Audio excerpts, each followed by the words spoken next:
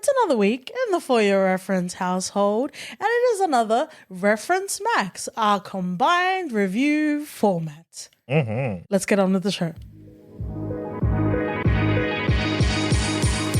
Hey, friends and top 10 UK sexiest man lovers.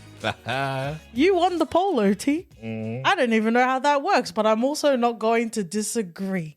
Welcome back to the For Your Reference podcast. You got your host, Katie. And OT. Shout outs to all of the PR that have reached out to us for review screeners. We have a delightful selection for us today. We have a grounded story in the other referred to motherland. We have some fun narration and action, as well as the heart of a musician, of a concert. We're going to be starting off with In the Land of Saints and Sinners. Thank you to Rob and the team at Prodigy. In the Land of Saints and Sinners is already available out now. OT, give us your thoughts and impressions. Also, non-spoiler. In the Land of Saints and Sinners delivers a quaint yet captivating storyline. Watching Liam Neeson and Jack Gleeson bounce off each other is a true highlight, making for an engaging experience. Okay, all right, Joffrey OT. In the Land of Saints and Sinners offers a dynamic setting and is energized by performances from emerging and veteran talent. Nice. It's interesting. What? No, it's a very precise, it's a very to the point review. Headshot of the year. You better walk around like Daft Punk. I'm a wanker in many ways, but flowery languages isn't necessarily my thing. Your quote was interesting. It had the word quaint in it. It was, wasn't it? I thought it was. Rolling around in the IRA, is that necessarily a quaint thing? It felt like we were so far removed from everything, just living their best farm life. Okay. You know? It's like they're playing Coral Island and everything else happening around them. Okay, I can see that. Yeah. And I thought that was just, I see this for Liam Neeson's. I guess so, but there was a lot going on there. Shout outs to Kerry Condon. She took my whole pussy away. And a whole lot more. Yeah, I hope I can get it back, but it's okay if it stays with her. Very good in Rome. There's so many interesting sort of dynamics that really build to a satisfying payoff in this film. I think there are definitely some moments of, and excuse the Irish reference, but of Jenny the donkey. We have a different type of Gleeson in the Banshees of Inisherin, Friends and Lovers, but it was so interesting because there was a lot going on at the same time, not in a bad way, but it all kind of contributed to the crescendo. Yeah, it did. And I think with every sort of, and this is what got me with this movie, for some reason I expected it to be retribution. Okay. And I'd gone there with my arms crossed and I was so happy. And that's why my quaint thing came into the picture. Quaint, okay. Compare this to retribution. This is a nice warm cuddle. And I was there for it. Well, I guess if you compare it that way, you're like, who's going to compare under the car seats? But there you go. I was hoping to get the guard. Okay. A bit of Gleeson, a bit of Cheadle. But it was so good. It was so good. I don't think that you need to give an apology, OT, but I do think we need to spend some time praising Jack Gleeson because he did very well in his role. Yeah, it must have been the blonde hair in Game of Thrones. Because it took a while, but I clocked it. I'm like, that's our Joffrey fella. Yeah, he wasn't as punchable. He didn't look as punchable. Everyone looks less punchable with a pint, OT. But this film works. Like it works in all the best ways. If you're looking for great dialogue, if you're looking for great performances, intrigue, storylines, that sort of thing, this is a great one to dive into. 100%. Well, let's move on. Boy Kills World. We did have the opportunity to interview Moritz Moore, the filmmaker and the writer of Boy Kills World. And we can finally do our review now. First impressions, OT? Boy Kills World. You just did a smirk. I did. Okay. Boy Kills World is an exciting, fast-paced thrill ride. While the final third may feel a bit of a stretch, the action and acting remain captivating throughout, keeping the adrenaline pumping. Oh, okay. Interesting. I get the smirk now. Boy Kills World thrives when it taps into the playfulness of the world through H. John Benjamin's distinct narration, impressive action from Bill Skarsgård, and its stacked ensemble. Stacked indeed. Tell me about your quote. Tell me about your first impressions. It got to a point in the movie and I thought, oh, the movie was fun. I'm ready for the credits to roll and I can get out of here. The credits didn't come and the story continued. I was wondering what the hell is going on. Okay, was that runtime? Was that pacing? Was it lack of care for particular characters? I don't know. I felt for me they had reached a point where I can't take any more action and I can't continue on with the journey. And I felt that was the best moment to offload everything because I had felt that the movie had come to its natural conclusion, but he hadn't. And we had to continue whilst I couldn't, I wouldn't complain for, it was enjoyable up to the point, but it took that extra to just get through a little bit more of it. So you're saying when you're done writing and you're ready to release, you're ready to go? Yeah. This cowboy's ready to dismount. Mm-hmm. You didn't feel the same way? I think it is a delicate balance. As much as I love and sploosh, I hate John Benjamin. I do think at times it kind of relied on the narration, whether to carry the comedy or to carry some exposition. I think it was a choice to make, our main character deaf and mute. And not to necessarily say that it could have been done differently because, again, I don't really rework films. I accept them as they are. I'm Wycliffe Jean that way. Mm-hmm. But there were definitely moments where even just like straightforward storytelling could have sufficed. Yeah. And, we talk about not having spoilers, but this has been heavy on my mental, OT. Oh, has it? So we identify that we have the protagonist that is deaf as well as mute. But he is able to navigate the world, whether it's with Sharlto Copley, whether it's with Andrew Koji. There's quite a lot of people that he can understand and he can process what they're saying. But there was a particular character that he wasn't able to understand, almost as if he was talking jive. Them thick lips move differently.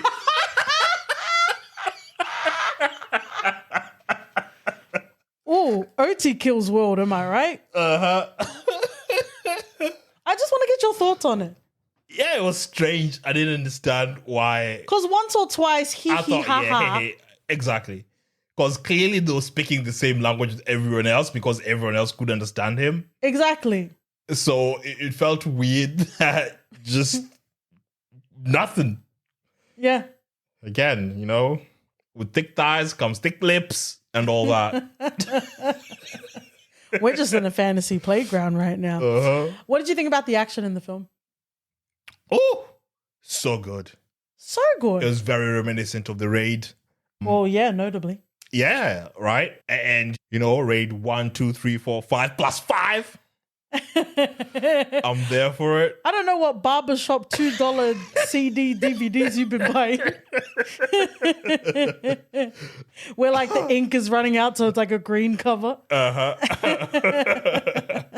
No, but action was meant. I think Skarsgård did such a good job in this. Yeah, and we haven't even had time to talk about Bill Skarsgård, but we'll come to him. I think I can't see this movie with anyone else other than him. Right? It was that good. Right? Yeah. I don't want to rank Skarsgårds because I think they all deserve their merit. But like I said in the interview of Moritz, like Bill Skarsgård is one of the reasons why film lovers like myself get out of bed in the morning, because we get to see him in exciting roles. That and the poster you have of him. Yeah. Mind your business. What I do on my side of the room is my business, OT. Yeah, so good in this movie. I felt that, even though we couldn't hear him talk or anything, everything else he delivered to the max. Between that and Pennywise, I'm starting to forget what he sounds like. Oh, I'd washed Pennywise out of my memory, but yeah. Friends and lovers, we all have trauma we're working through, and OT and Pennywise is a FYR canon. Yeah. Don Mancini needs to get him as Chucky. Right? I'm very excited for The Crow as well, friends and lovers. Before we move on, I want to talk a little bit, actually mostly, I just want to commend and sploosh over the tone for a second.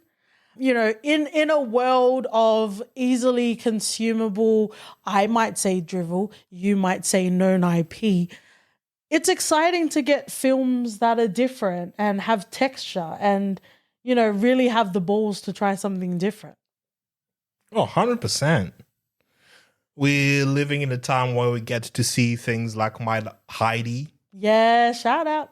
So I am happy that we're actually getting creators out there wanting to push something new. I think so. And I think that goes a long way. If I can speak for both of us, I feel like that goes a long way for films that really do try and say something different, try different textures, whether it's through narration, whether it's through animation, or just expressive sort of storytelling. Just a lot of kudos for that. And we are going to be wrapping up with Lil Nas X, Long Live Montero. Shout outs to Nixco. It is currently available on digital platforms. Nice. Thoughts, OT?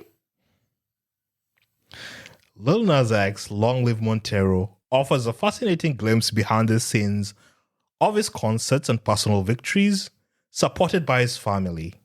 While the film captures his persona well, it teases deeper layers of Montero, the boy, the man that remains unexplored, leaving us wanting more. Wow. Is that Crossroads Britney Spears or Crossroads Bone Thugs and Harmony? Both. That was really nice. I like that. We were offered glimpses of Montero through a willing lens and healing heart. While this documentary focuses on the persona, the tender moments will be the lasting memory. Nice. We both got persona in there. Yeah. Because it's what was clear about this. Yeah. Going in, I felt I was going to get to know more of Montero the man. Mm-hmm. And I got to know more about Lil Nas X, which isn't bad. It isn't bad, but it isn't something we would have already been able to fill the gaps or already knew about. Yeah. Like to see his process and to see everything that he does to get himself into performing all this concerts and what he meant to him and the support he has or doesn't have. That's what I don't know. There were like throwaway lines in there in between that I didn't know if I could cling to them as something that they wanted to delve deeper. Yeah. Or just throw away comments. Mm-hmm. And these are the stuff that I wanted us to explore more about Lil Nas X. I wanted to know Montero the man and Montero the boy. We were shown Montero the boy throughout the whole sequence, but it was merely used as just a visual thing rather than anything else. I would argue that we didn't necessarily even get Montero the boy. I think it was more like Jesus. We kind of skipped over the puberty part. It's just like there were glimpses of his childhood and then there was him now. But I think before we even continue the conversation, I wasn't even across it. He's 25 years old, OT. Right. So I think that gives me a bit more perspective because in our big age, there's time to reflect. There's time to, I guess, just ruminate over moments in both of our collective lives and also, our lives together. But I would say there was a certain reluctance that was in this documentary. And it's hard to tell whether it was from Lil Nas X Montero himself, whether it was from the directors, whether it was a cutting room floor decision to have more set pieces of the concert. But I think one of the most beautiful things, and, you know, where we really get to the heart in documentaries, is the ability to really go there. And I am excited to have many more documentaries, maybe not like a 7-Up series of Lil Nas X, but, you know, even just, he referenced Little Richard, like even at Little Richard's age, like what would a documentary of Montero be like? You know what I mean? There's a lot of love, but there's also a lot of hurt as well. And I think by building himself, there's still some unlearning and unbuilding that needs to be done in his past, I think. And I don't necessarily think that's work that he has to do specifically on his own. But I do feel like there is a reluctance to go there, which is such a stark juxtaposition to how, you know, how just free and how expressive his production and his tour is. Yeah. Yeah, you can tell he's surrounded himself with people that support him, which is very important. But I still have that inkling of clinging onto these comments, be it throwaway or not, that there was something more. Yeah. And there was something deeper.